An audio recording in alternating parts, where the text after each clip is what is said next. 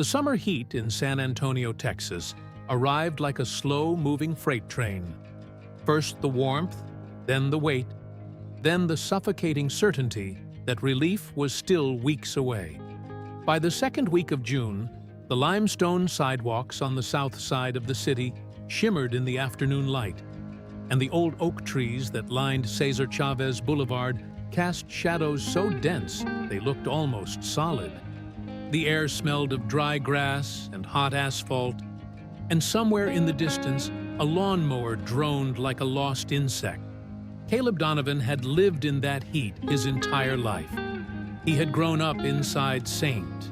Augustine's boys' home on the edge of the South Side, a sprawling two-story institution built in the 1940s, its limestone walls thick enough to keep the interior cool even in the worst summers, its corridors long and echoing, its hallways smelling permanently of industrial soap, cafeteria beans, and old wood. The building sat on 3 acres of patchy grass, surrounded by a chain-link fence that wasn't meant to keep the boys in, exactly, but seemed to function that way regardless. There was a basketball court with a cracked surface and a single functioning hoop on the east side. There was a vegetable garden that the older boys tended reluctantly every Saturday. And there was a small storage room at the back of the first floor, behind the laundry room, where broken furniture and discarded equipment went to wait out eternity. That storage room was where Caleb found the guitar. He had been 12 years old at the time, assigned to help the maintenance supervisor, Mr. Donald Ferris, clear out accumulated junk to make room for new shelving. Caleb had been quiet, efficient, and mostly uninterested in the task, until his hand had closed around the neck of an old acoustic guitar buried under a stack of folding chairs. The instrument was in rough shape. 2 strings were missing.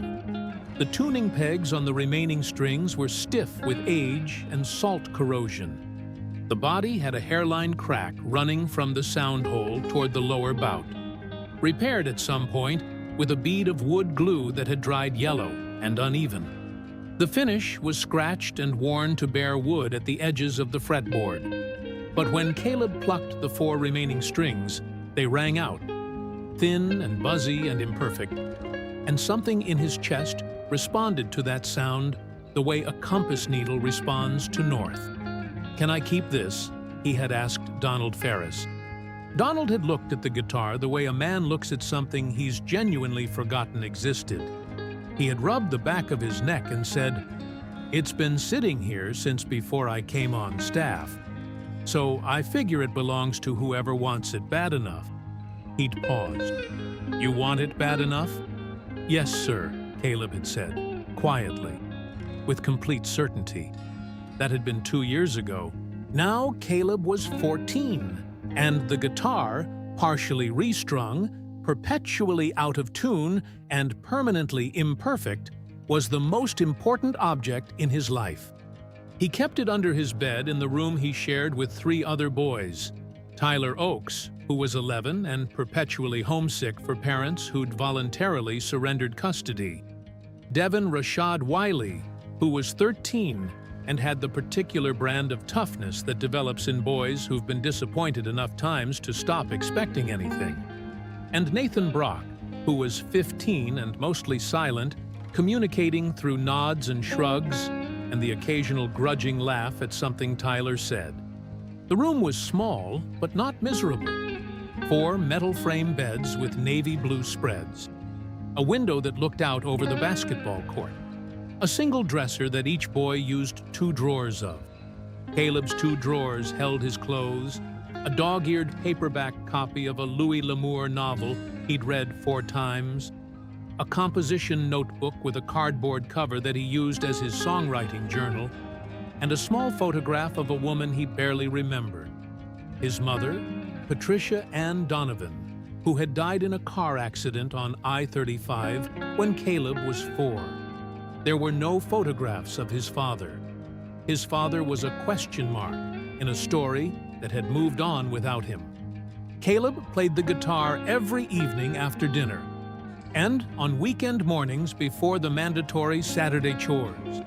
He had taught himself by watching free videos on the shared computer in the common room, by listening carefully to the country music station that played from the small speaker on the night table in Donald Ferris's office, and by sheer repetition, the same chord progressions over and over until his fingertips hardened and the movements became automatic.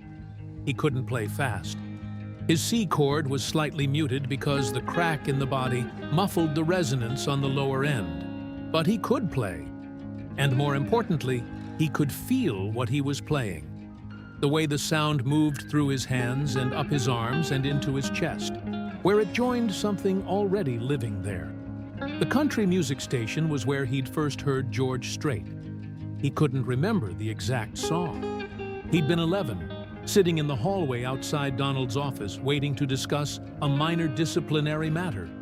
And the radio had been playing something slow and steady, a voice that sounded like the Texas landscape itself, flat and wide and honest, carrying no pretense and no apology. Caleb had sat up straighter. He'd asked Donald afterward who that was. George Strait, Donald had said, as if this were the most obvious thing in the world. King of country. He's from right here in Texas, you know. Petite, Pearsall, not far from where you're sitting. From that point forward, George Strait had become Caleb's North Star. Not in a celebrity worship way. Not in the way some boys in the home collected posters of athletes or musicians and taped them to the walls above their beds. Caleb had no poster. He had something more fundamental. A musical education built almost entirely from George Strait's catalog. He listened to every song he could access on the shared computer. He studied the phrasing, the way Strait held notes, the way the melody never strained for drama it hadn't earned. He copied chord progressions by ear. Badly at first, then better. He learned that the most powerful songs weren't the complicated ones. They were the ones that told the truth without decoration, and told it so cleanly, you felt it in your spine. He had filled 17 pages of his composition notebook with songs he'd written himself. They weren't good, exactly. He knew that. But they were true. They were about the specific shape of loneliness that comes from growing up in an institution. Not a cruel one, not even an unkind one, but one that ran on schedules and procedures, rather than on love. About lying awake listening to Tyler Oakes cry quietly into his pillow and not knowing what to say. About the oak tree in the corner of the yard that leaned so far to the east, it looked like it was trying to leave. About the photograph of his mother and the feeling of missing someone he could barely remember, which was somehow worse than missing someone he knew well. He had never played any of these songs for anyone. It was Devin Wiley who brought the news on a Tuesday evening in mid-June, waving a phone screen toward the group like he was showing off a winning lottery ticket. "George Strait's doing a show," Devin said. He was standing in the doorway of their room, still in his basketball clothes, sweaty from the court. AT&T Center, July 19th. That's like a month away. Tyler Oakes looked up from the floor, where he'd been attempting to construct something architectural with a deck of cards. "Who's George Strait?" Devin looked at him with the profound weariness of someone much older. "Caleb, explain this child." Caleb was sitting on the edge of his bed, the guitar across his lap, working slowly through a chord progression he'd been developing for the past week. He looked up. His expression didn't change outwardly, but something behind his eyes shifted, the way water shifts when a stone drops in and the surface changes before the ripple reaches the edge.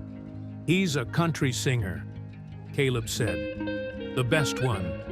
"The actual best," Devin confirmed, with the confidence of someone who knew enough to defer to expertise. 60 #1 hits, more than anybody else in any kind of music. "Are you going?" Tyler asked. Devin shrugged. Tickets start at like $80. So, no. He said it without bitterness, because bitterness required energy, and Devin Wiley had learned to travel light, but thought Caleb would want to know, since it's basically like his religion. Caleb said nothing. He set his thumb against the guitar strings to mute them, and sat for a moment with his hand resting flat against the body of the instrument. He wasn't thinking about tickets. He knew already that tickets were impossible. He was thinking about something else, an idea that had arrived, fully formed, the moment Devin said the name. An idea that was probably foolish. An idea he was going to pursue anyway. He was going to write George Strait a letter. It took Caleb 4 days to write it. Not because he labored over the language. He'd learned from music that the best words were the simple ones, and he applied that principle here. It took 4 days because he kept stopping to interrogate his own motives, to ask himself whether what he was doing was embarrassing, whether it was naive, whether a man who had 60 #1 hits and had been performing for 50 years would have any reason whatsoever to respond to a letter from a 14-year-old boy in an orphanage in San Antonio. The answer to all 3 of those questions was probably yes. But on the 4th day, he wrote it anyway. He wrote it in his cleanest handwriting, in pencil first, and then in blue ballpoint pen on notebook paper. And this is what it said. Dear Mr. Strait, my name is Caleb Donovan. I am 14 years old, and I live at St. Augustine's Boys' Home in San Antonio, Texas.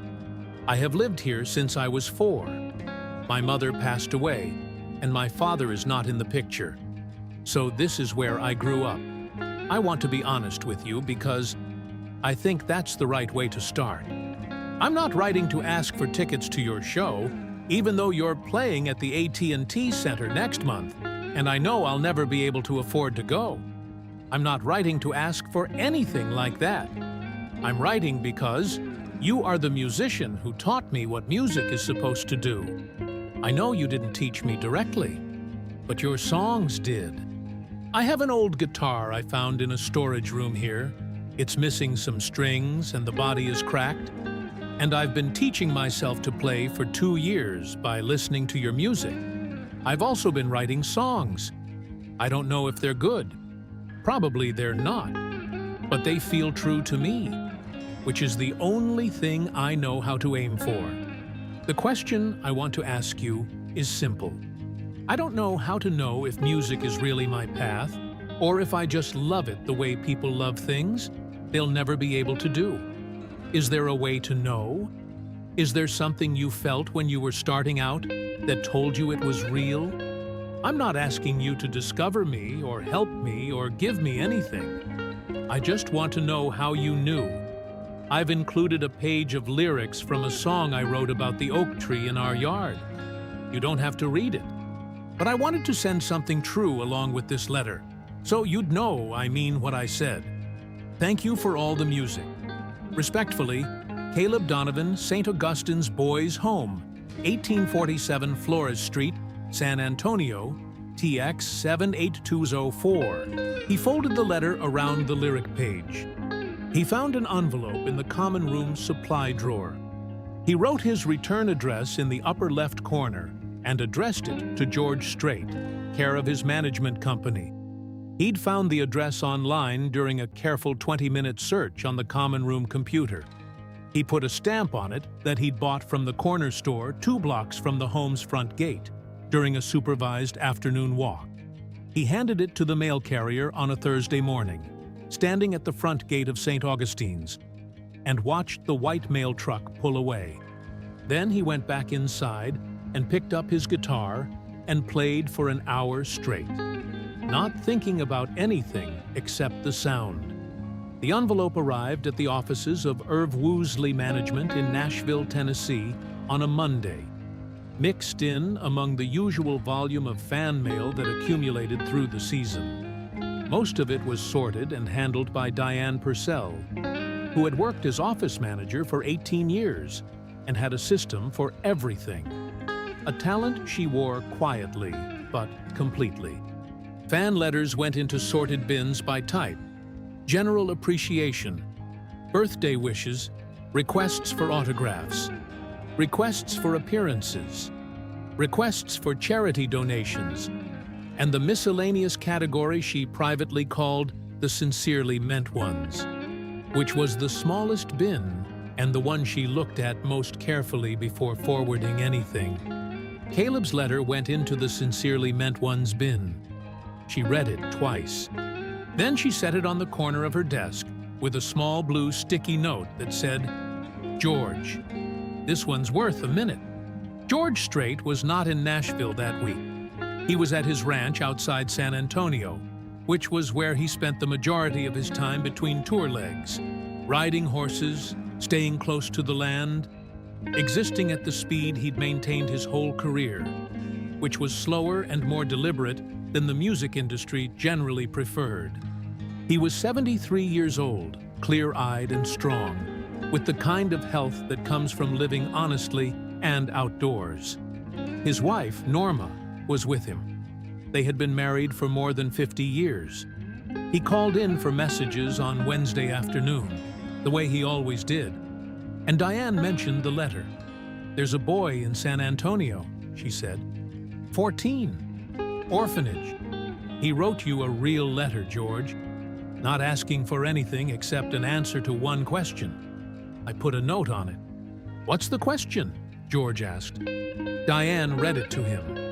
"Is there a way to know if music is really your path? Or if you just love it, the way people love things they'll never be able to do?" The line on the phone was quiet for a moment. "Send it to me," George said. She scanned it and sent it to his personal email. He printed it out at the desk in his home office. A room that smelled of cedar and old leather, its walls hung with framed photographs of horses and family, and a handful of career milestones he'd kept only because Norma had insisted.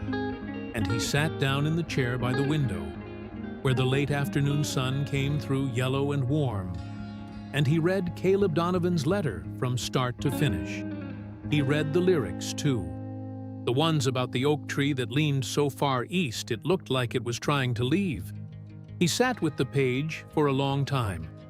Then he walked into the kitchen where Norma was preparing dinner, the smell of onions and beef broth and rosemary filling the house like a warm hand.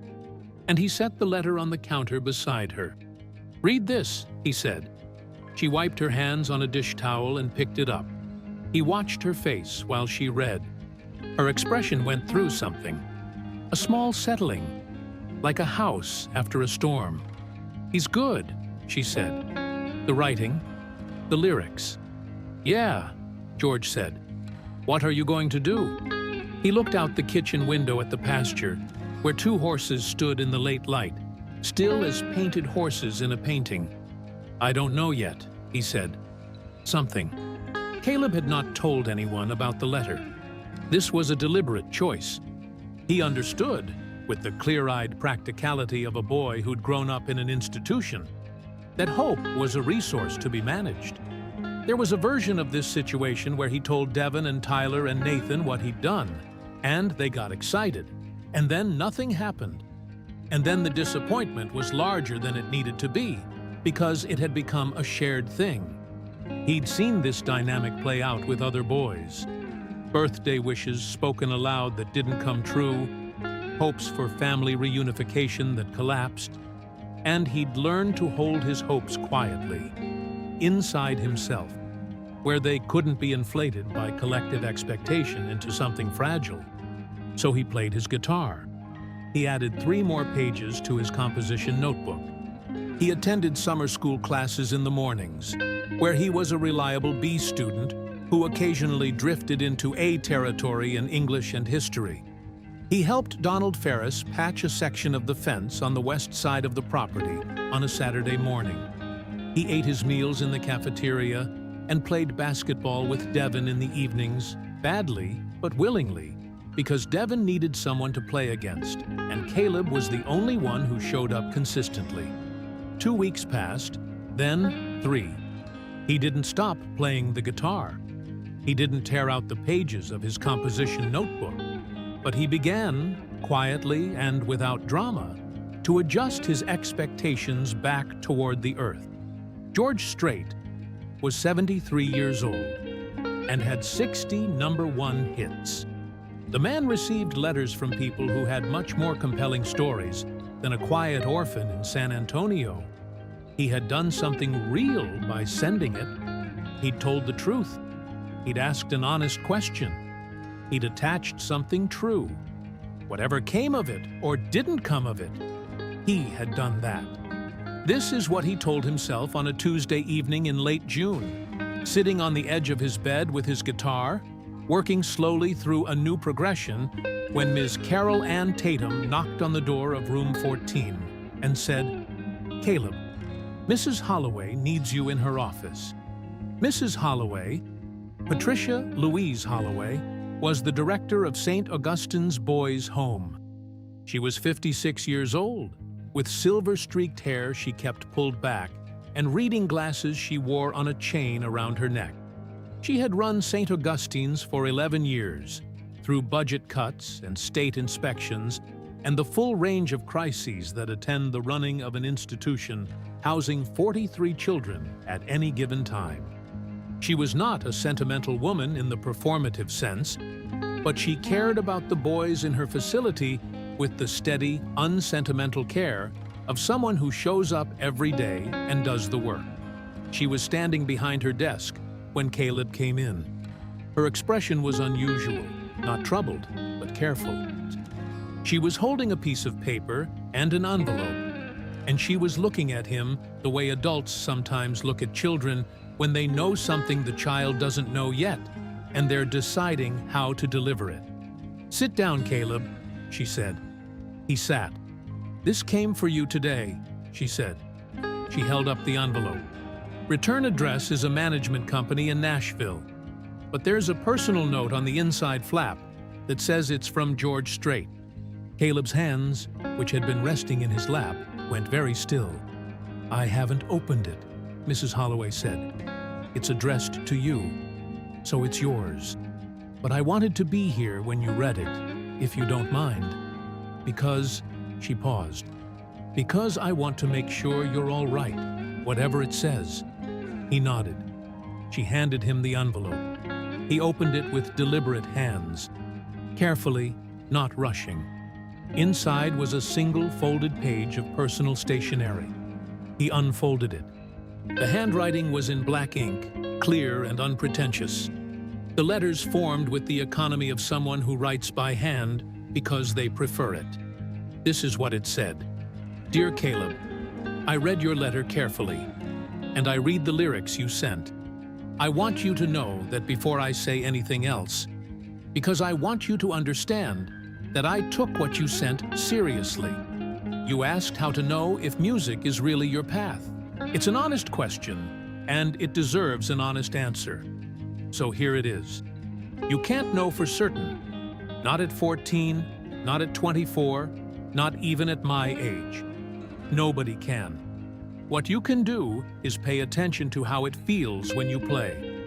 Not whether it feels good. Lots of things feel good that aren't your path. I mean, whether it feels necessary. Whether you would do it even if you knew for a fact nobody would ever hear it. Whether it feels like a need rather than a want. From your letter and from what you sent me, I think you already know the answer to that. The way you described finding that guitar tells me more than any audition would.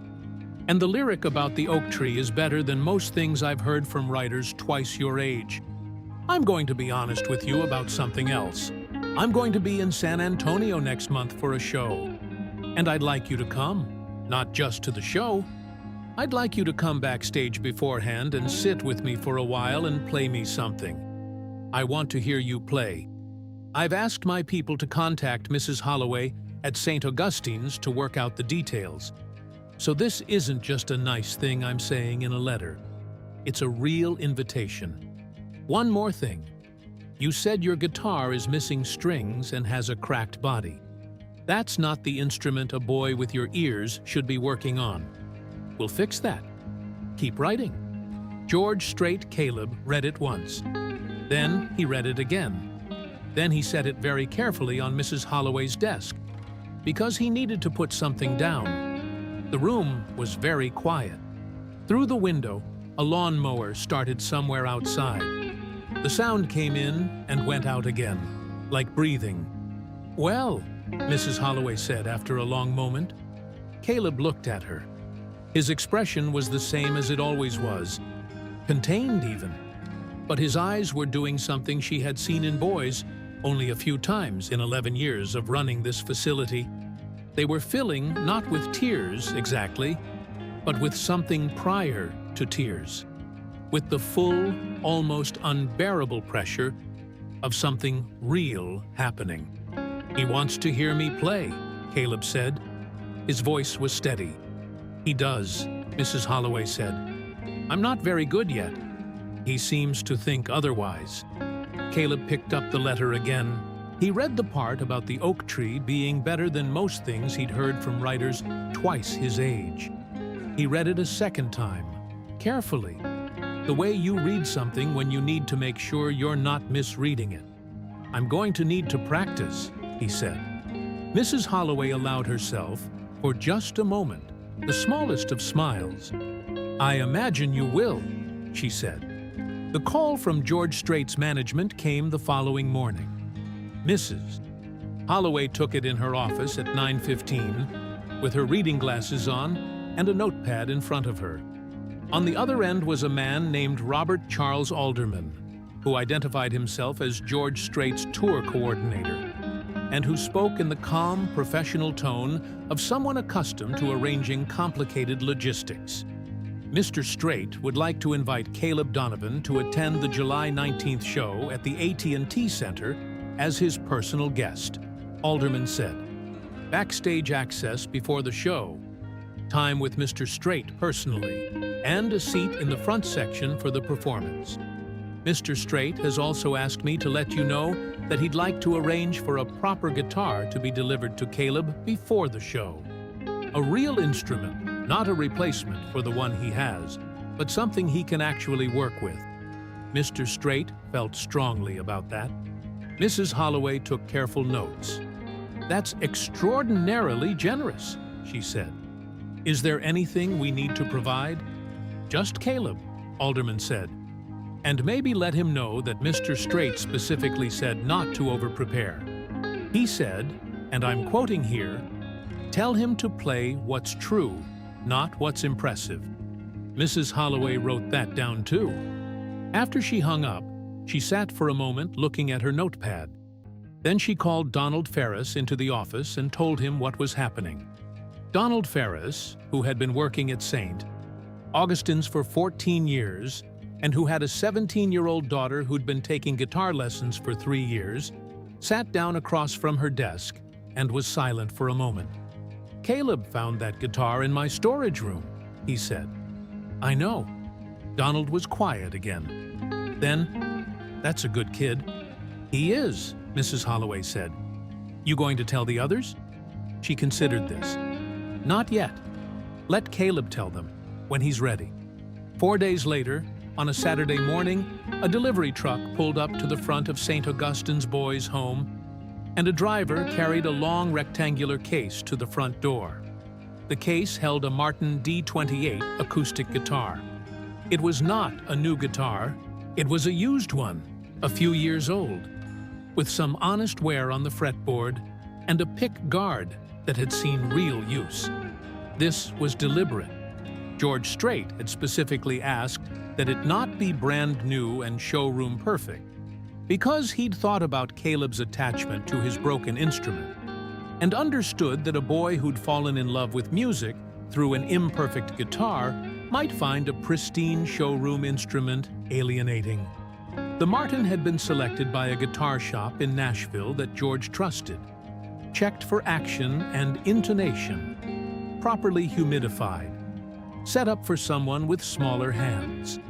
It was a real instrument, a serious one, the kind of guitar that a working musician would use without apology. Inside the case was a handwritten note on a small card. "This is a guitar that can keep up with you. The old one served its purpose. Keep it too. Instruments that teach you something are worth holding on to. GS.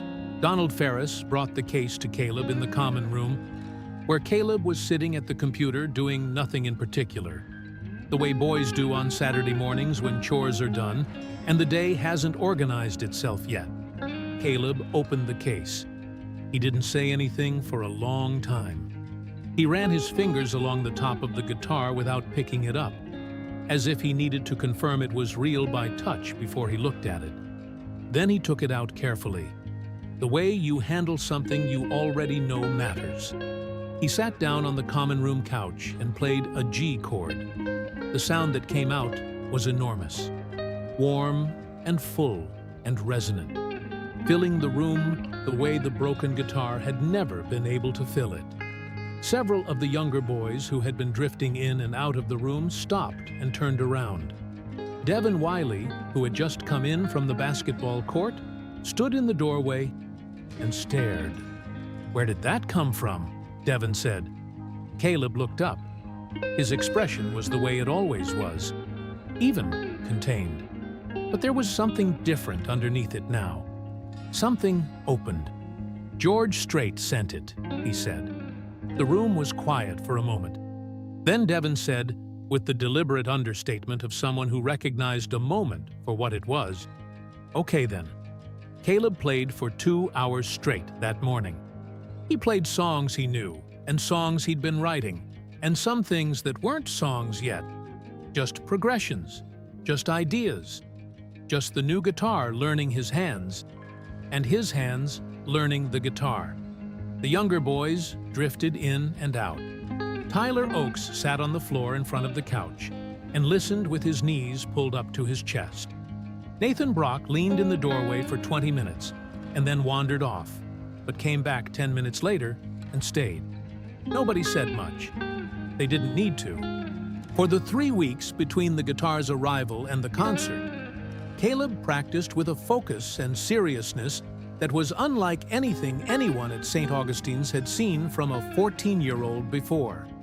He practiced in the morning before breakfast, when the common room was empty. He practiced in the evenings. He practiced on the weekend during the hours that weren't claimed by chores or mandatory activities. He did not practice frantically. He was too careful for that, too aware of the difference between putting in hours and putting in work. He practiced the way he'd seen athletes describe training, finding the weak spots, isolating them, returning to them until they became strong. He had 2 songs he was considering playing for George Strait. The first was the one about the oak tree, the one whose lyrics he'd already sent. He'd refined it, working on the bridge section that he'd known was unresolved even when he sent it, tightening the imagery in the second verse. The second was newer, a song about the photograph of his mother, about missing someone you barely remember, which he'd been working on in fragments for over a year and had finally, in the weeks after the letter arrived, found the shape of. He showed both songs to Donald Ferris one evening, playing them quietly in the maintenance office after hours, which Donald had offered as a private practice space when the common room got too busy with evening activity noise. Donald listened to both songs with his arms crossed and his head tilted slightly, the way you listen when you're genuinely paying attention. When Caleb finished, Donald was quiet for a moment. "The second one," he said finally. "The one about your mother." "Yeah? Play that one for him." "That's the real one." Caleb nodded. He already knew this. He'd needed someone to say it out loud. "The oak tree song is good," Donald added. "It's the one he already saw. The other one is the one he hasn't seen yet. And it's better. It's the one he needs to hear." "It scares me a little," Caleb said. "That's how you know it's right," Donald said. The morning of July 19th arrived hot and clear. The sky a deep Texas blue without a single cloud. The sun already fierce at 8 in the morning when Caleb woke up. He lay in bed for a few minutes before getting up, which was unusual. He was normally moving the moment his eyes opened. But this morning he stayed still and listened to the ordinary sounds of the home: the water running in the bathroom down the hall, the distant clatter of the cafeteria staff beginning breakfast preparation, a car starting in the street outside, Tyler Oakes's quiet breathing 2 beds over. He was not nervous exactly. He had moved past nervous sometime in the night and arrived at a state that was more like clarity, a focused stillness. He got up, showered, and put on his best clothes, which were not remarkable but were clean and pressed. Dark jeans, a blue button-down shirt that Mrs. Holloway had ironed herself the night before, and the best of his 3 pairs of shoes, a pair of brown leather lace-ups that Donald Ferris had bought for him at a Goodwill store the previous Christmas, and which fit perfectly. He looked at himself in the bathroom mirror for a moment. He looked like himself. That seemed right. Mrs. Holloway had arranged transportation, a van owned by St. Augustine's, driven by a staff member named Gerald Kaufman, who handled most of the facility's driving needs, school runs, medical appointments, recreational outings, with the calm competence of a man who'd driven many children to many significant events and understood that the most useful thing he could do was be invisible and reliable.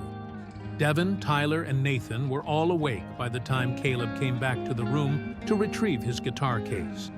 "How are you feeling?" Tyler asked. "Good," Caleb said. "Are you nervous?" "Not really."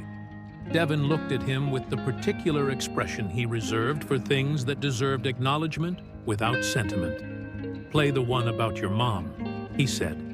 He didn't explain how he knew about it. Caleb had played it in the common room once, late on a weeknight, not realizing Devin was still awake.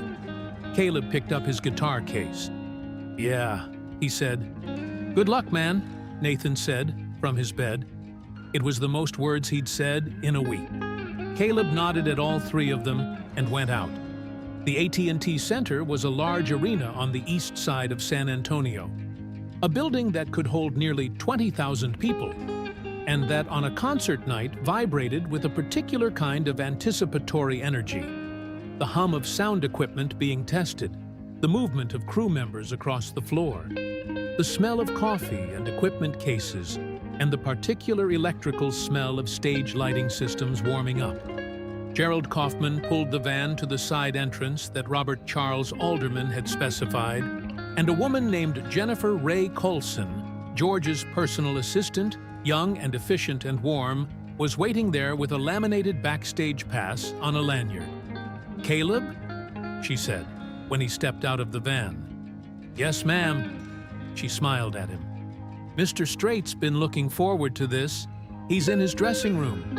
It's a good-sized walk from here, so just follow me and stay close. Mrs. Holloway, you're welcome to come to the green room area. Mr. Ferris as well, if you've come." Mrs. Holloway had come. She was standing beside Gerald, having stepped out of the van's passenger seat. She was dressed in her best blazer, which she wore to inspections and important meetings, and her silver-streaked hair was down. She only wore it down on significant days. She nodded at Jennifer and fell into step. Caleb carried his guitar case himself. He walked through the backstage corridors of the AT&T Center with his eyes open and his head up, taking everything in. The equipment cases stacked along the walls, the monitors showing the stage from multiple angles, the crew members moving with the purposeful speed of people who'd done this 1,000 times. Everything smelled of cables and coffee and the specific industrial smell of large venue air conditioning. They stopped at a door with a small printed card taped to it that said, "George Strait." Jennifer knocked twice. "Come in," said a voice from inside. The room was quieter than Caleb expected. It was a decent-sized space, a couch, a makeup table with lights, a small table with food and water, a few chairs, a rack of clothes. George Strait was sitting in one of the chairs near the window. A room this deep in a building didn't have a real window, but there was a screen showing an outdoor image, which gave the room the quality of light it would have had with one. George Strait, at 73, was what he'd always been. A tall, straight-backed man with a lined face that looked like Texas geography. Honest and unhurried. He was wearing jeans and a flannel shirt, not yet in his stage clothes. His boots were dark brown and well-worn. He stood up when Caleb came in, which was a thing Caleb noticed immediately. The way you notice when an adult treats you with the respect they'd offer another adult. He extended his hand. Caleb shook it. "Caleb Donovan," George said. His voice was exactly what it sounded like on the radio. No performance in it. No distance. Just the voice of a man talking to another person. "Yes, sir," Caleb said. "I'm glad you wrote to me." Caleb looked at him steadily. "Thank you for writing back." George nodded at the chair across from his. "Sit down. I want to hear about where you found that guitar." What followed was 40 minutes that Caleb would spend the rest of his life trying to describe accurately and always feeling he'd fallen short. It was not a celebrity encounter. It was not a fan meeting an idol. It was something closer to what happens when two people who speak the same language find each other across a distance neither expected to cross. George asked questions and listened to the answers. He asked about the storage room, about Donald Ferris, about the missing strings and the cracked body. He asked about the music station that played from the radio in the office. He asked about the composition notebook, how many pages, what the songs were about. Caleb answered all of it honestly, without embellishment and without false modesty. He said the songs were probably not good in an objective sense, but that they felt true. He said he'd been afraid to play them for people because of the specific quality of fear that comes from showing someone something real and having them find it wanting. George nodded at this. "That fear doesn't go away," he said. "You just get used to living with it. It's not a bad sign. It means what you're making still matters to you." "Does it get easier?" Caleb asked. "The playing gets easier," George said. "The caring doesn't. If the caring goes away, something important has gone with it." Then George picked up the spare guitar that was standing against the wall behind him, an acoustic, a beautiful old instrument, and said, "Now, I've been wanting to hear you since I got your letter. Play me the one about your mother." Caleb looked at him. "How did you know I had one about my mother?" "Because that's the one you were most afraid to mention," George said. "You talked around it in your letter. The tree song was the one you sent. The other one was the one you kept." Caleb looked down at his guitar case. He opened it. He took out the Martin D28. He adjusted himself in the chair, settled the guitar in his lap, placed his hands. Then he played. The song was called "What I Remember." Caleb had titled it 2 weeks ago, finally, after almost a year of working on it without giving it a name.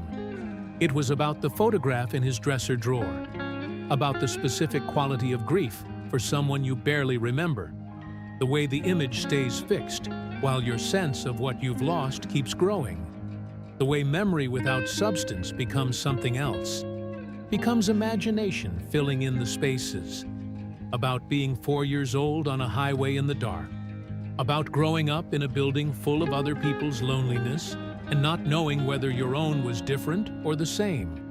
The music was simple, a finger-picked pattern in G, moving through a progression he'd been developing for months.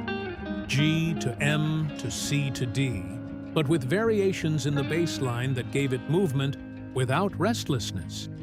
The melody sat in the middle of his vocal range, which was a clear, even tenor, unpolished, honest, with the specific quality of someone who hasn't learned to perform yet, and so is simply telling. He played all 3 verses, and both choruses, and the bridge. He did not look up while he played.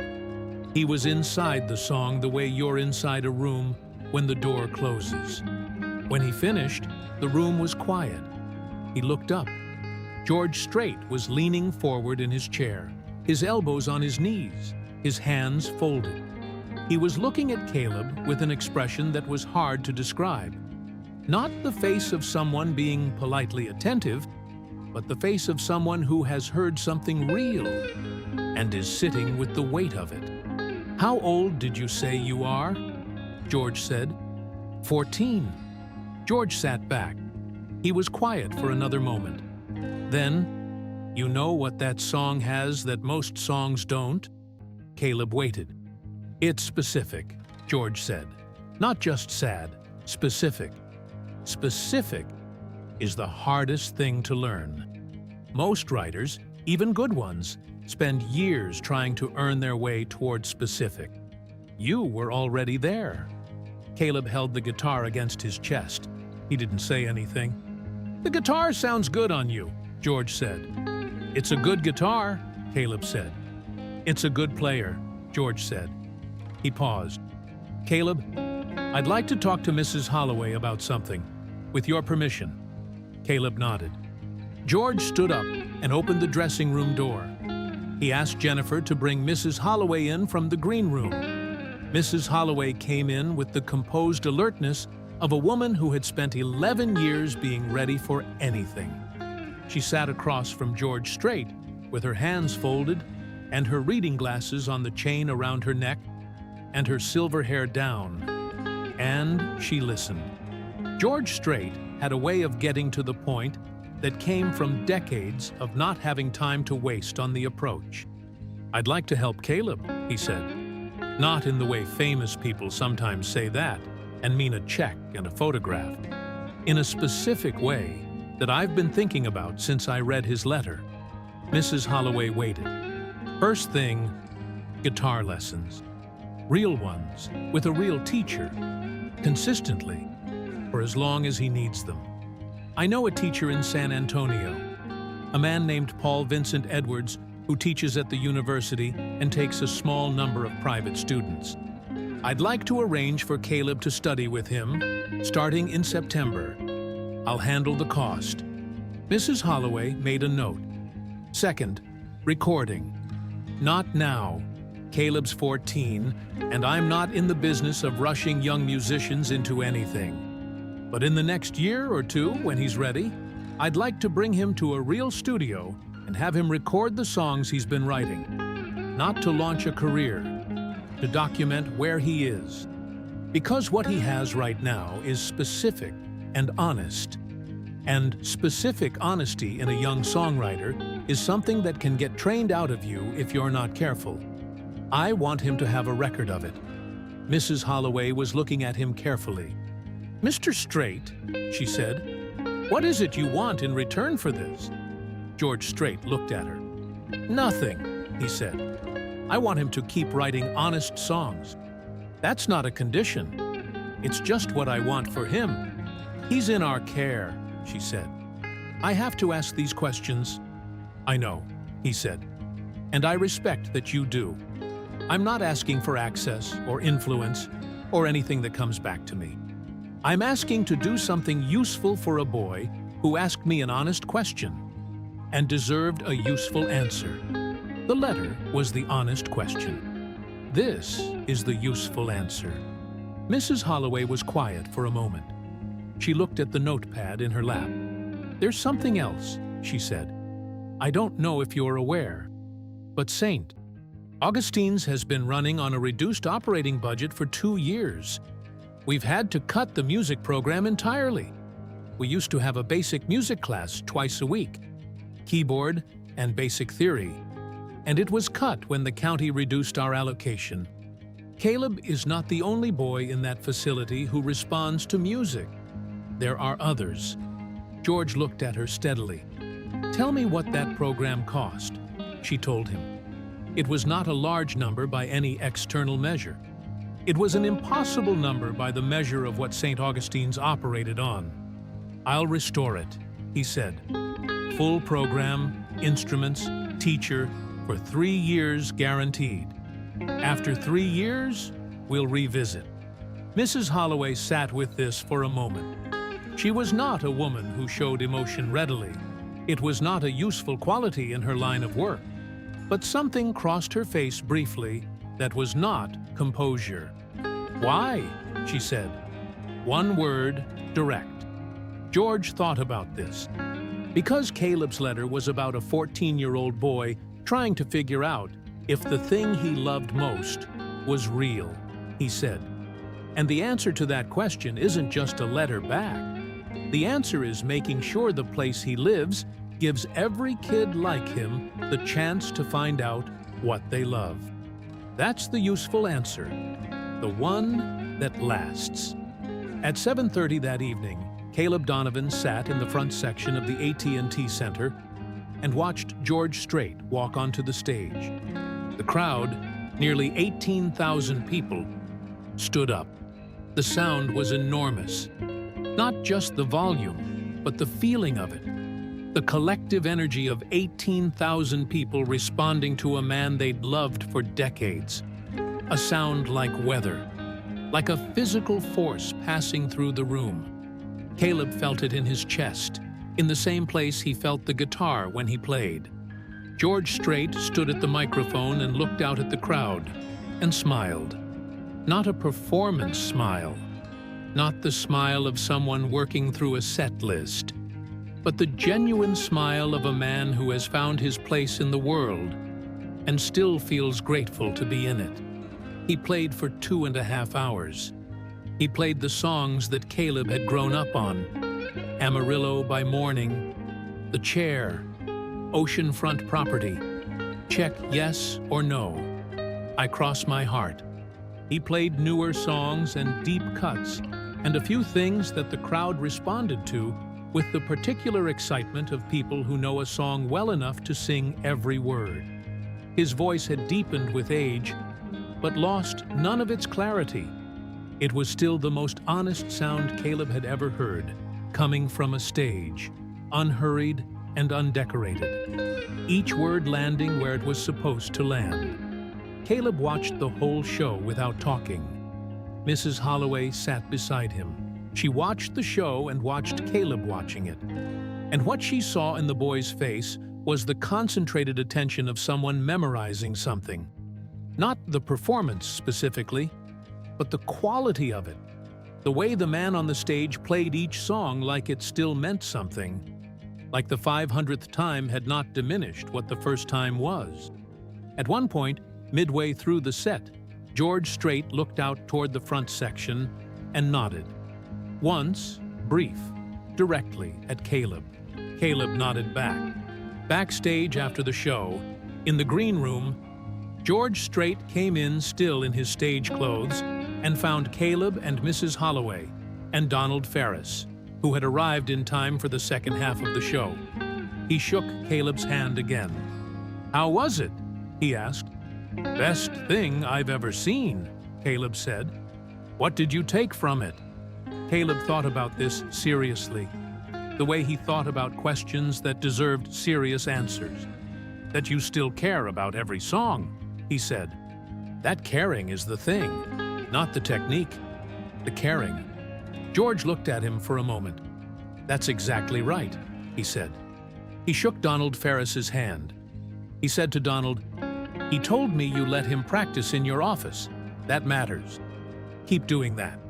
Donald nodded with the contained dignity of a man receiving something he hadn't expected. George turned back to Caleb. "I'll be in touch with Mrs. Holloway about the lessons," he said. "Paul Edwards is expecting a call. He doesn't know you yet, but I told him you were worth his time. And Paul doesn't say yes to things he doesn't believe in. You're going to have to earn it with him, not because of money, but because he takes his students seriously, and he expects them to take it seriously back." "I will," Caleb said. "I know you will." George paused. "The song about your mother, I want you to keep working on it. The bridge is almost right. Let it sit for a while and come back to it. Don't force the ending." Caleb looked at him. "How did you know the bridge isn't quite right?"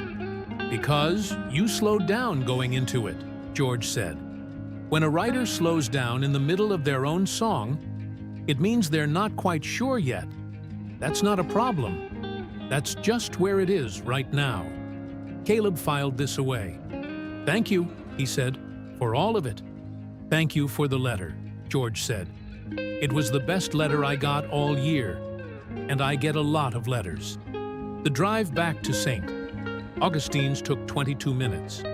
Caleb sat in the back of the van with his guitar case across his knees and looked out the window at the city, the lights of San Antonio passing by, the freeway signs and the overpasses and the stretches of dark between lit intersections, the familiar landscape of the South Side coming back into view. Mrs. Holloway was in the front seat. Gerald drove. Nobody said much. The silence was not the uncomfortable kind. It was the kind that settles after something real has happened, when the event is still too close to frame.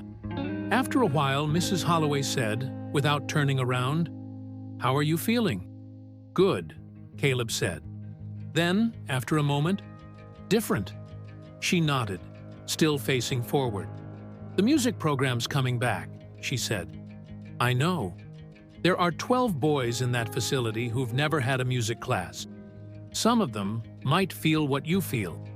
Caleb thought about Tyler Oakes, sitting on the common room floor with his knees pulled up to his chest, listening. He thought about Devin, standing in the doorway after the guitar arrived. He thought about Nathan leaning in the doorway and coming back. "Yeah," he said. "Some of them might." The van pulled off the freeway and down the familiar streets of the South Side, past the corner store where he'd bought his stamp, past the oak trees on Cesar Chavez Boulevard, and turned onto Flores Street. St. Augustine's boys' home appeared ahead of them. The limestone walls, the chain-link fence, the basketball court with the cracked surface, and the single functioning hoop, lit orange by the parking lot light. The porch light was on. Through the front windows, the common room light glowed warm and steady. It looked, as it always did, like exactly what it was. Caleb got out of the van with his guitar case and walked through the front gate, which Gerald held open, and up the porch steps and through the front door, into the familiar smell of industrial soap and cafeteria beans and old wood. Devin Wiley was asleep on the common room couch, the TV on low, a bag of chips open on the cushion beside him. He woke up when Caleb came in. "How was it?" Devin said. "Perfect," Caleb said. Devin looked at him for a moment. Then he nodded, slowly, the nod of someone receiving information they consider reliable. "Good," he said. He went back to sleep. Caleb carried his guitar to room 14. He set the case carefully against the wall. He lay down on his bed in his clothes. He'd take them off in a minute, he thought. But first, he just needed to lie there for a moment in the dark, with the sounds of the home around him and the feeling of the evening still present, like warmth after a fire. He was asleep in 4 minutes. Paul Vincent Edwards was 51 years old, a lean, precise man with close-cropped gray hair and wire-rimmed glasses, and the particular manner of a musician who has spent 30 years taking music seriously enough to teach it to people who didn't yet know what serious meant. He taught classical guitar and theory at Trinity University in San Antonio, and took exactly 6 private students at a time. No more, no exceptions. He had agreed to take Caleb Donovan as a 7th exception, which was something he'd never done before. "George asked me," he'd said to his wife, Ellen Marie Edwards, when he told her about it. And George Strait doesn't ask for things lightly. Ellen had asked what the boy sounded like. Paul had said, "I haven't heard him yet." But George described the lyrics, and they're specific. Specific is the thing. Ellen had looked at him with the smile of a woman who'd been married to a musician for 25 years and knew exactly what specific is the thing meant in the precise dialect of her husband's private critical language. "Then take him," she said. The first lesson happened on a Tuesday afternoon in early September, in the spare room of Paul Edwards' house in the Alamo Heights neighborhood. A room with good acoustics, shelves full of scored music, and 2 chairs and 2 music stands, and enough natural light from the window to work by.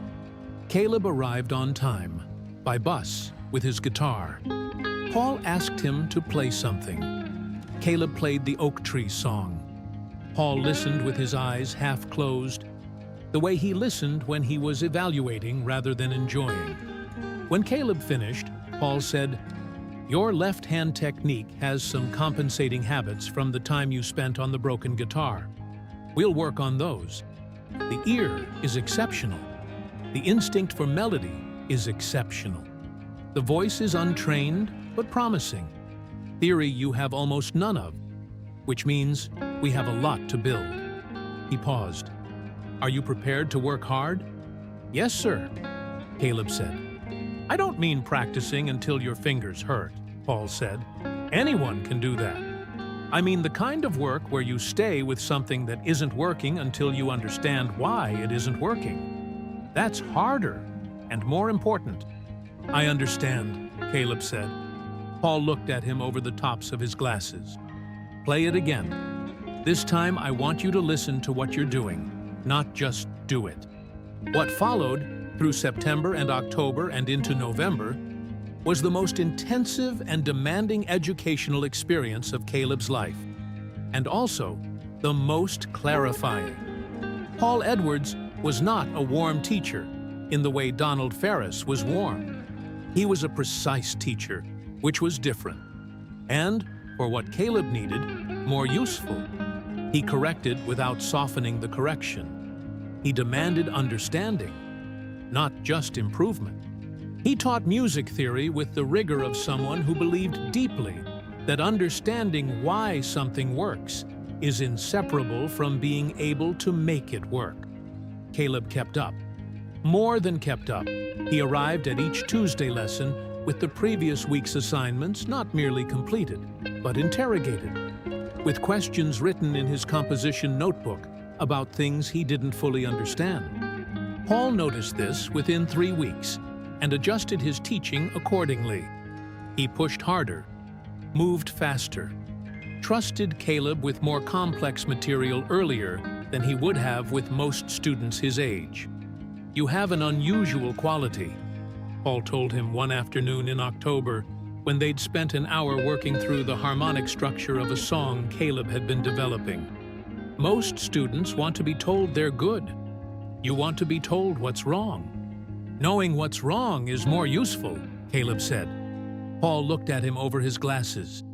"Yes," he said, "it is." On the first Monday of October, the music room at St. Augustine's Boys' Home reopened. Mrs. Holloway had worked with Robert Alderman and a music education nonprofit that George Strait's team had connected her with to equip the room properly. 6 acoustic guitars, a small keyboard, a whiteboard, printed theory worksheets, and a teacher. A young woman named Rebecca Ann Crowley, 28 years old, a recent graduate of UTSA's music education program, hired for 2 afternoons per week. The room was the same room that had been used for music class before the budget cut. A medium-sized space off the main corridor with good windows and wood floors that gave it a resonance the carpeted rooms lacked. The instruments had been selected carefully. Not the cheapest available, not showroom pieces, but solid working instruments that would hold up under regular use by children who were learning. On the first day, 11 boys showed up. Mrs. Holloway had not required attendance. She had announced the program at dinner the previous Friday. Brief, factual, no pressure, and 11 boys had simply appeared at the music room door on Monday afternoon. They ranged in age from 9 to 15. Some of them stood in the doorway for a moment before coming in. The way you enter a room where something new might happen, and you're not sure yet whether new things are safe. Tyler Oakes was the first one through the door. He sat in the front row, picked up the guitar that Rebecca Crowley pointed him toward, and held it like something he'd been waiting to hold. Devin Wiley came in third, with the deliberate casualness of someone who had decided to be there but didn't want to make a production of it. He sat in the back and was quiet through the first session, watching. This was his way. absorbing before committing. Nathan Brock did not come the first day. He stood in the hallway outside the door for 10 minutes, visible through the small window, and then walked away. He came the second week. He sat by the window and said nothing, and learned 3 chords, and came back the week after that. In November, Caleb filled the last page of his composition notebook. He had started a second one, a better one, purchased with birthday money he'd received from a distant aunt who sent $20 every year without fail. But the first one sat in his dresser drawer next to the photograph of his mother, its cardboard cover worn at the corners, its pages dense with lyrics and chord diagrams and fragments that would never become full songs, and a few things that already had. He counted them one evening. 23 complete songs in 17 months. Some of them were poor. He knew that now in a way he hadn't known when he wrote them. Paul Edwards's lessons had given him a sharper critical instrument, and some of the earlier songs didn't hold up to the clearer eye. But they had their own kind of value, the value of evidence. They showed the arc of someone figuring out what they were doing. The song about his mother was in there, near the middle of the notebook. He'd revised the bridge twice since the night he'd played it for George Strait. The second revision had felt right. Not perfectly right, but honestly right, which was the better kind. He hadn't played it for Paul yet. He was still living with it, letting it settle. He wrote in the second notebook that evening, "The first notebook is done. 23 songs. I don't know which ones are good yet. Paul says you can't always know from inside them. You have to let time make the distance. Then you can see." He closed the notebook and put it in the drawer and picked up his guitar and played until lights out.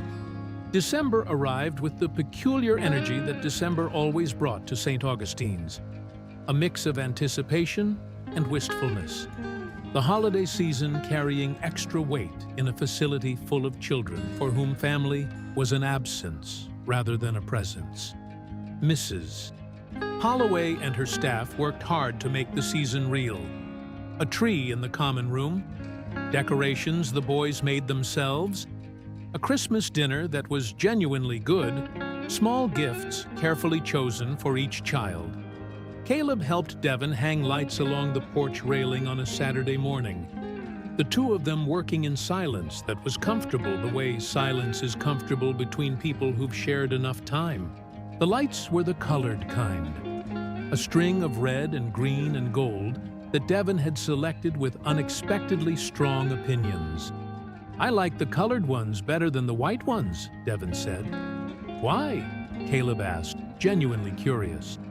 Devin thought about it. "White ones look like they're trying too hard to be elegant. Colored ones just look like Christmas." Caleb laughed, a real laugh, not the polite kind. Devin looked at him with satisfaction. "That's almost a song lyric," Caleb said. "Don't you dare," Devin said. Mrs. Holloway found Caleb after lunch and told him there was a call for him on her office phone. He picked it up. "Caleb." George Strait's voice, unhurried and direct, exactly as it sounded in person. "Mr. Strait," Caleb said. "How's Paul treating you?" "Good. Hard. The right kind of hard." "He told me you've been working well," George said. He doesn't say that lightly. Caleb absorbed this quietly. "I'm calling because I want to ask you something," George said. "Next spring, March, April, somewhere in there, I'd like to bring you to Nashville for 3 days. Not to record, not to perform, not to meet people, just to come and sit in a real studio and understand what one is. Listen to some sessions. Get the feel of it. Would you want that?" Caleb looked out of the window of Mrs. Holloway's office at the basketball court and the patchy winter grass and the oak tree in the corner of the yard, leaning east. "Yes," he said. "Good. I'll work it out with Mrs. Holloway. No rush on the timing. We'll find the right moment." A pause. "How's the bridge on that song?" Caleb smiled slightly. "Better," he said. Almost right. Let it be almost right for a while, George said. Almost right is a good place for it to live. Some songs need to be almost right for a long time before the last piece comes. How do you know when the last piece comes? You'll feel it, George said. You'll play it, and you'll know the song is done. Not perfect. Done. It's a different feeling from not done. And once you've felt it a few times, you recognize it. Caleb nodded at the phone, the way you nod even when the person can't see you. Thank you, he said, for checking in. That's what this is, George said. Not management, not mentorship, not any of those words people like to use. Just checking in, one musician to another. After the call, Caleb sat in Mrs. Holloway's office for a moment with the phone still in his hand. Then he put it back in the cradle and went out into the hallway and down the hallway to the common room and through the common room to the back door and outside into the cool December air. He stood in the yard and looked at the oak tree. It was bare now, its leaves gone, its branches reaching east in the winter light the same way they always had. That persistent lean toward something, that arboreal insistence on a direction it had chosen long before anyone was around to notice. He stood there for a while, just looking at it. Then he went back inside and got his guitar. The music program at St. Augustine's had been running for 5 months by the time March arrived, and something had shifted in the building that was difficult to quantify but unmistakable in its presence. It showed up in small ways. In the fact that on Tuesday and Thursday afternoons, the music room was occupied not just during Rebecca Crowley's scheduled sessions, but in the hours before and after, when boys came in to use the instruments on their own. In the fact that Nathan Brock, who had barely spoken to anyone in the years since he'd arrived, had begun, tentatively, guardedly, to play the keyboard, and had been observed by Donald Ferris staying in the music room until dinner time on multiple occasions. In the fact that Tyler Oakes, who had cried quietly into his pillow most nights in the first month after Caleb met him, now had something to do with his hands and his mind during the hours that had previously been occupied only by the weight of his loneliness. Devin Wiley had discovered, to his own apparent surprise, that he had a natural ear for rhythm and an instinct for bass lines that Rebecca Crowley described carefully as remarkable. He did not receive this information with false modesty. He received it the way Devin received all information he considered reliable, with a single nod and an increased willingness to apply himself. Caleb watched all of this with the particular attention of someone who understands, even at 14, that what's happening around him matters in ways that extend beyond his own story. He talked to Rebecca Crowley after class one Thursday, while the other boys were drifting out. "Devin's going to be good," he said. Rebecca looked at him. She was accustomed to students commenting on each other's work, usually with competitive subtext. This was different. It was observational, clear-eyed. "He is," she said. "He's got something that's hard to teach." "The ear," Caleb said. "The ear," she agreed. "You can teach technique. You can teach theory. You can't really teach someone to hear the way Devin hears. It's either there or it isn't." Caleb nodded. He thought about what George Strait had said to him. Specific is the hardest thing to learn. And he thought about Devin standing in the doorway the morning the guitar arrived, registering what he heard without needing to perform a reaction to it. Devin had been specific all along. He just hadn't had an instrument yet. The trip to Nashville happened in April. Mrs. Holloway accompanied Caleb, along with Jennifer Ray Colson, who handled the logistics with the same warm efficiency she'd shown on the night of the concert. They flew out of San Antonio International on a Tuesday morning, Caleb's second time on an airplane, the first having been a field trip to Dallas 3 years earlier, and landed in Nashville in the early afternoon under a gray spring sky that was trying to decide whether to rain.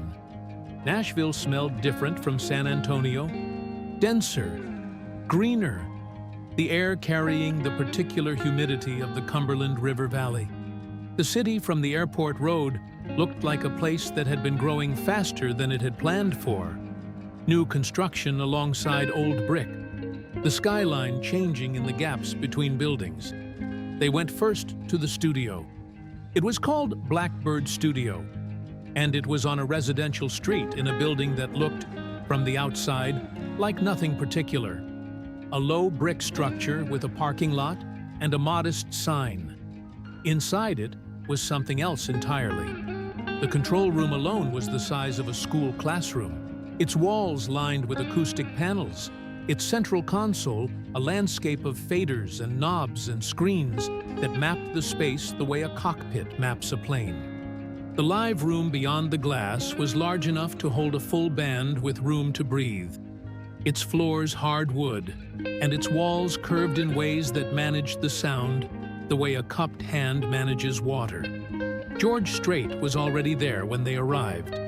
He was in the control room, talking with the studio engineer, a compact, precise man named Walter Dean Briggs, who had worked at Blackbird for 12 years and who shook Caleb's hand with the firm grip of someone who takes seriously the people who come through his studio.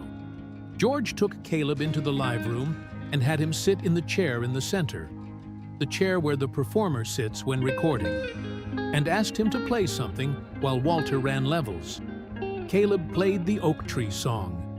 The sound in his headphones, the monitor mix, his own guitar returning to his ears with studio clarity, was unlike anything he'd heard before. He could hear everything. The string noise on the fretboard changes, the slight unevenness in his finger-picking pattern, the place where his voice lightened slightly at the top of the second chorus. He could hear himself the way you hear yourself in a mirror, fully and without flattery. He played it through twice. Walter adjusted levels between the runs. "Play the other one," George said from the control room, his voice coming through the talkback speaker. Caleb looked up at the glass. He played the one about his mother. He played it the same way he always played it, from inside it, without performance.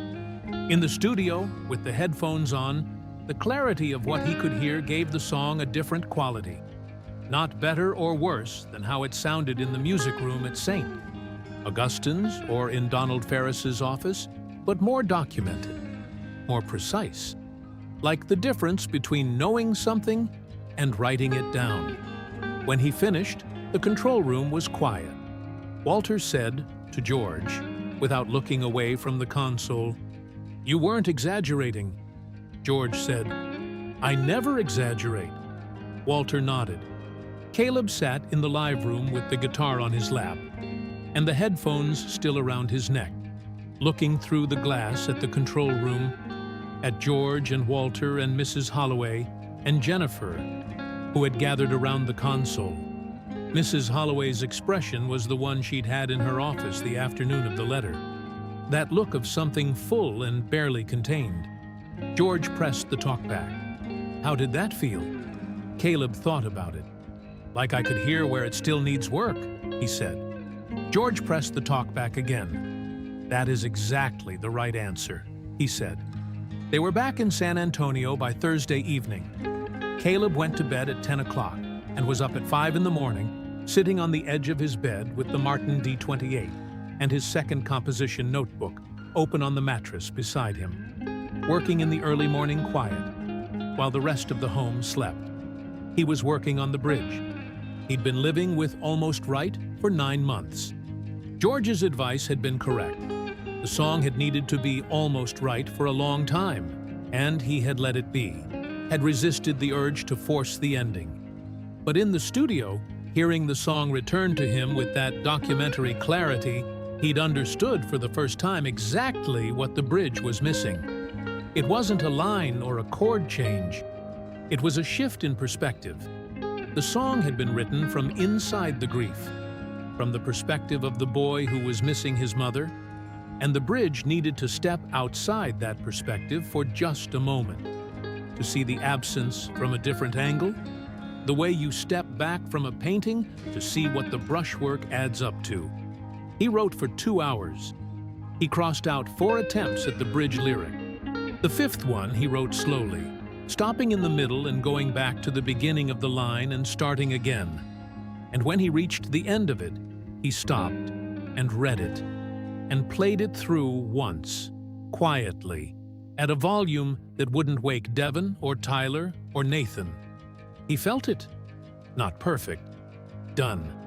He recognized it the way George had said he would, because it was different from not done. Unmistakably different. The way a door is different from a wall.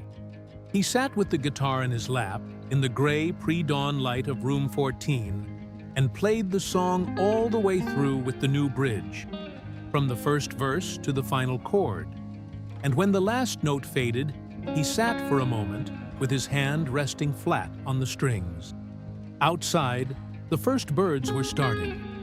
A single mockingbird somewhere in the yard, running through its repertoire in the dark before the light arrived, each borrowed song rendered in its own voice. Caleb opened his composition notebook and wrote at the top of a clean page, April 14th. The song is done. Then he put down the notebook and picked up the guitar and played it again. The summer that followed was ordinary in the way that the best summers sometimes are, full of small, unremarkable things that accumulate into something significant, only in retrospect. Rebecca Crowley ran a summer music program at St. Augustine's, 3 afternoons per week instead of 2. Devin Wiley spent most of those afternoons in the music room, working on bass patterns on the acoustic guitar, his ear pulling him toward rhythmic structures that Rebecca recognized as genuinely sophisticated. She had begun recommending, quietly to Mrs. Holloway, that Devin be connected with more advanced instruction, that what he had was not a hobby-level talent and should be treated accordingly. Nathan Brock had stopped leaning in doorways. He sat at the keyboard now with the focused stillness of someone who had found the thing that made the interior quiet. He wasn't fast. He wasn't technically advanced. But he sat with music the way Caleb sat with it, like it was necessary, like it was a need rather than a want. Tyler Oakes had stopped crying at night. Not all at once, gradually, over months, with some setbacks, the way things actually improve in real life rather than in the clean arc of stories. But by June, he was sleeping through most nights. And by July, he was one of the louder presences in the music room, playing with the enthusiastic imprecision of someone who has found something they love before they've found their relationship to discipline, which is its own kind of beginning. Caleb turned 15 in August. He played his birthday evening the way he played most evenings, in the common room with whoever wanted to listen. The audience was variable, sometimes 3 boys, sometimes 10, sometimes just Devin on the couch eating chips with the TV off, and his full attention present, which was worth more than a crowded room. He had 29 songs in the second notebook. 6 of them he considered good. 2 of them he considered very good. One of them, the one about his mother, with the bridge finally right, he considered the best thing he'd made so far, which was different from thinking it was finished with being good. Paul Edwards had heard it in July and had sat with it afterward in the characteristic way he sat with things he was evaluating, and then said, "This is ready." I don't say that about many things from students in their first year. George Strait had texted him, yes, texted, from a number Caleb had been given after Nashville, used sparingly, with the careful restraint of someone who understood that a 15-year-old orphan in San Antonio did not need to feel like his most important relationship was with a famous person he'd met once, and asked how the summer was going. Caleb had replied, "Good. Working. The song's ready. 29 in the notebook."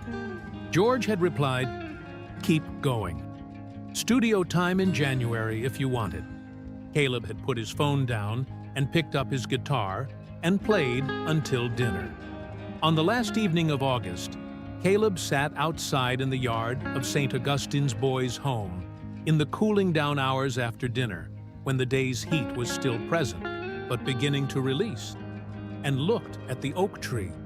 It was exactly as it had always been, leaning east with the patient insistence of something that had been growing for decades before anyone in this yard was born, and would go on growing long after all of them were gone. Its leaves were dense and dark green, catching the last of the evening light, its bark thick and furrowed and permanent. He had written a song about this tree 17 months ago.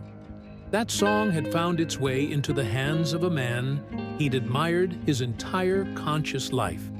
That song had been the beginning of a letter that had changed not just his own situation, but the situation of 12 other boys in the building behind him, some of whom were in the music room right now.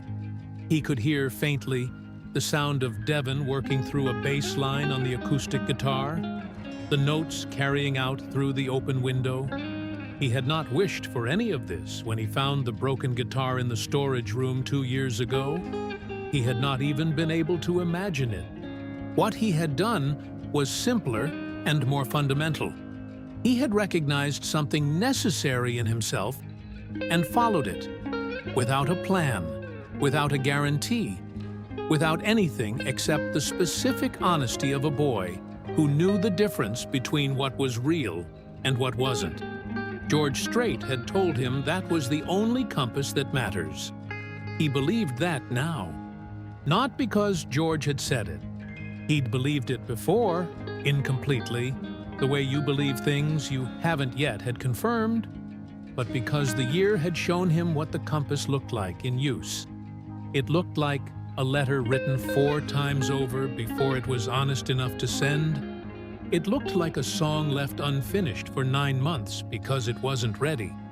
It looked like sitting in a studio chair with headphones on and hearing yourself clearly for the first time, and knowing, without comfort or pretense, exactly where the work still needed to go.